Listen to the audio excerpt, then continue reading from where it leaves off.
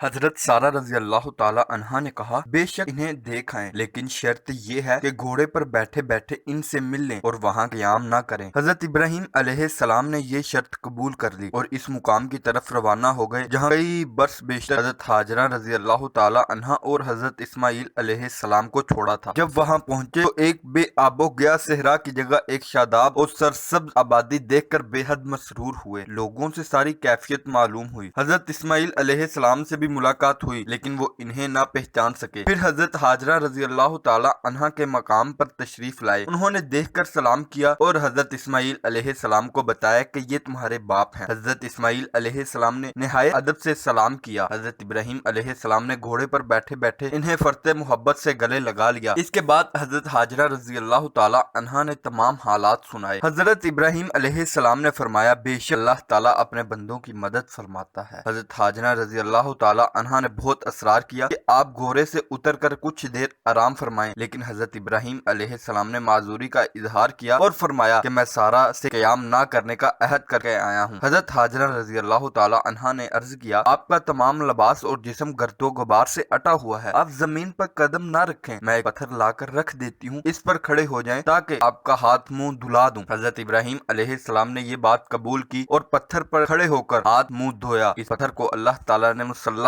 کا نام دیا تھا۔ اس کے بعد حضرت ابراہیم علیہ السلام واپس تشریف لے گئے اور حضرت سارہ رضی اللہ تعالی عنہا کو سارے حالات سنائے۔ اس کے بعد حضرت ابراہیم علیہ السلام وقتاً فوقتاً مکہ تشریف لاتے اور ہاجرہ رضی اللہ تعالی عنہا اور حضرت اسماعیل علیہ السلام سے مل جاتے۔ ایک دفعہ جب حضرت ابراہیم علیہ السلام حضرت اسماعیل علیہ السلام سے ملنے آئے تو آپ کو خواب میں حکم ہوا کہ اے ابراہیم قربانی کر۔ صبح اٹھ کر منا کے مقام پر 100 دمبوں کی قربانی کی۔ دوسری رات پھر وہی خواب دیکھا۔ صبح اٹھ کر خلیل اللہ علیہ السلام نے 100 اونٹ قربان کیے اور سمجھے کہ میں نے حکم الہی کی تعمیل کر دی، لیکن تیسری رات پھر وہی خواب دیکھا۔ بہت حیران ہوئے اور سوچنے لگے کہ کون سی چیز مجھے سب سے پیاری ہے کہ اسے خدا کی راہ میں قربان کر دوں۔ آخر خیال آیا کہ اسماعیل علیہ السلام دنیا میں مجھے سب سے زیادہ عزیز ہیں، اس کو راہ خدا میں قربان کر دوں۔ اپنے ارادے کا اظہار جب حضرت اسماعیل علیہ السلام سے کیا، انہوں نے جواب دیا، ابا جان اللہ کا حکم بجا لائیے، اللہ تعالیٰ نے انشاءاللہ آپ مجھ کو صابر پائیں گے۔ چنانچہ خلیل اللہ علیہ السلام اپنے سعادت مند فرزند کو ساتھ لے کر منا پہنچے۔ چلتے وقت حضرت ہاجرہ رضی اللہ تعالی عنہا کو شیطان نے بہکایا کہ ابراہیم علیہ السلام تمہارے بیٹے کو ذبح کرنے کے لیے ساتھ لے جا رہا ہے۔ حضرت ہاجرہ نے نہایت استقلال کے ساتھ جواب دیا کہ اے ملعون دور ہو، اگر اللہ تعالیٰ کا یہی حکم ہے تو اس کے سامنے ہمارا سر تسلیم خم ہے۔ راستے میں شیطان نے ابراہیم علیہ السلام کو بہکانے کی 3 مرتبہ کوشش کی لیکن ناکام رہا۔ منا پہنچ کر حضرت ابراہیم علیہ السلام نے حضرت اسماعیل علیہ السلام کو زمین پر